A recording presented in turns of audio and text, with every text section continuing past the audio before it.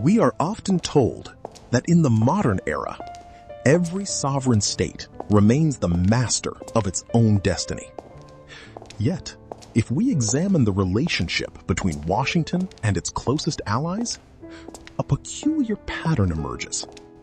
A dance that looks like a series of choices, but functions as a mechanical necessity. Nations like Canada, the UK, and Australia consistently align their foreign policies with the US, even when their domestic interests appear to diverge.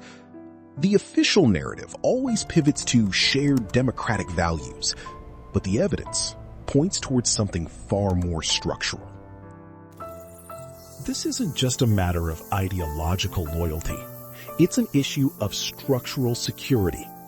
Over decades, these nations' defense and economic systems have been so deeply integrated into the U.S. architecture that autonomy is no longer just a political decision.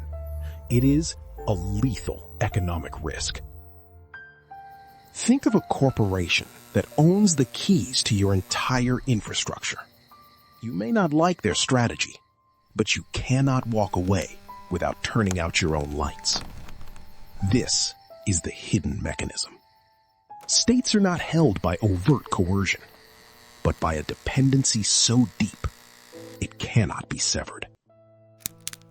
If we view this not as an ideological alliance, but as an integrated security economic machine, the behavior of these world leaders finally aligns with reality.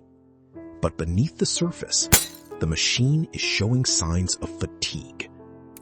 But the real question isn't why they conform. It's this. If this system can no longer guarantee the security it once promised, what happens when the cost of conformity finally outweighs the price of independence? To understand why autonomy is so elusive, we must look at the Five Eyes and the broader defense apparatus. It isn't just a political agreement. It's a shared nervous system. The UK, Canada, and Australia don't just buy American weapons. They are hardwired into US data links and command structures. Take the F-35 fighter jet program.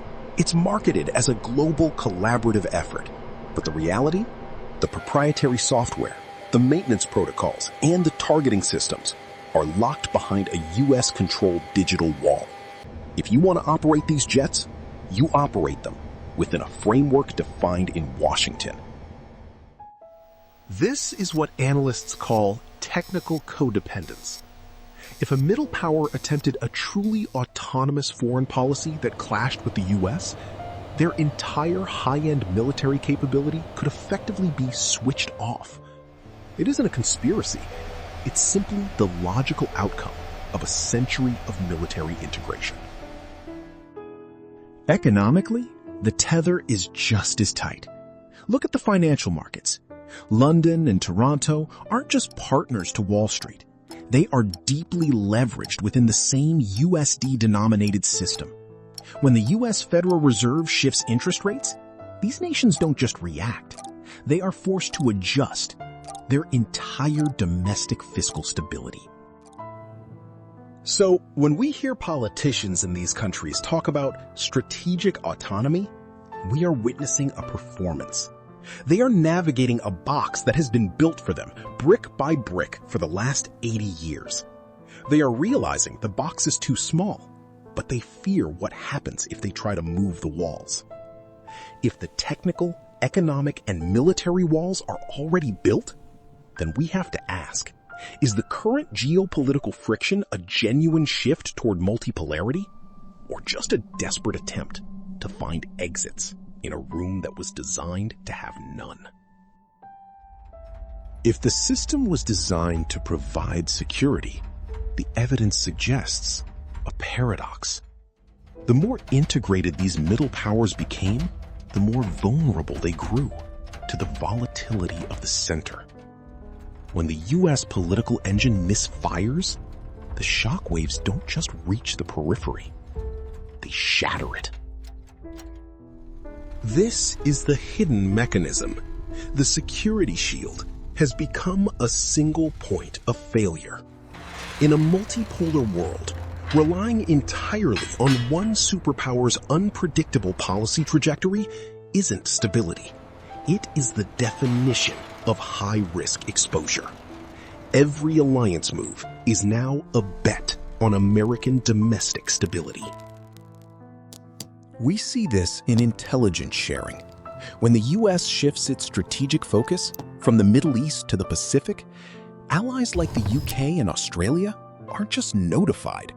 They are forced to pivot their entire operational doctrine overnight. They aren't architects of their strategy. They are simply the recipients of it. The strongest opposing view argues that this dependency is a price worth paying for the global rules-based order. They claim that even a flawed U.S. hegemony is superior to a fragmented, chaotic alternative. But this argument assumes the hegemony is still functioning as intended. An interesting assumption, considering the evidence. The mechanism is failing because the scale of the challenges, AI, climate, cyber warfare, requires local agility, not just central alignment. By outsourcing their strategic survival to Washington, middle powers have traded their capacity for independent problem solving for a false sense of collective security. The system was built to last in a world that no longer exists. If the middle powers realize they are stuck in a machine that is rapidly overheating, do they attempt to rewire it from the inside? Or do they start looking for an emergency exit? This realization is triggering a quiet, frantic reconfiguration. We aren't seeing a clean break from Washington, but rather the creation of plurilateral workarounds. Middle powers are building flexible, issue-based coalitions that operate entirely outside the traditional US-led command hierarchy. Look at the tech and resource sectors. Agreements on critical minerals or AI safety standards are being forged between nations without Washington's direct oversight. It's a strategy of hedging, keeping the formal alliance intact for security, while building a separate, autonomous insurance policy for everything else. The strongest counterargument remains, can these informal groupings actually survive a hard power crisis? Critics argue that when the real threat arrives, these workarounds will vanish, leaving states with nothing but their original lopsided dependency. It's a gamble on whether the old world order is truly dead.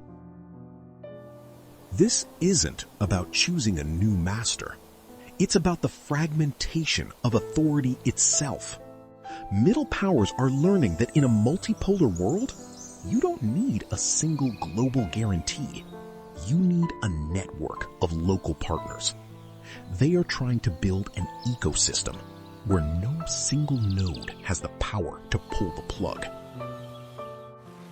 But as they weave this new web, they face a dangerous reality. The United States is not an idle observer.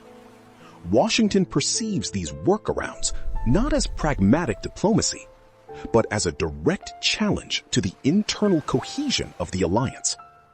The very act of seeking an exit is now fueling the friction they hoped to avoid.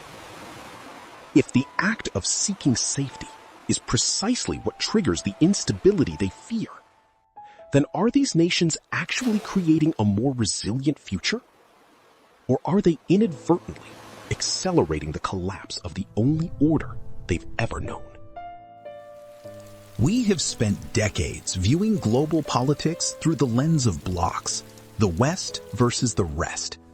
But what we are witnessing today is the quiet disintegration of the monolithic West. It isn't being destroyed by external enemies, but by the internal realization that the old structural incentives no longer serve the survival of its members. The rules-based order wasn't a set of moral principles. It was a logistical contract. When the cost of that contract began to exceed the benefits, the parties didn't announce a cancellation.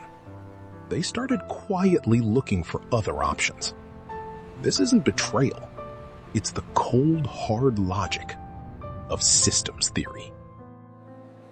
If the Tier 1 nations continue down this path, the future won't be defined by an Anglosphere versus the world. It will be defined by a series of opportunistic, shifting micro-alliances.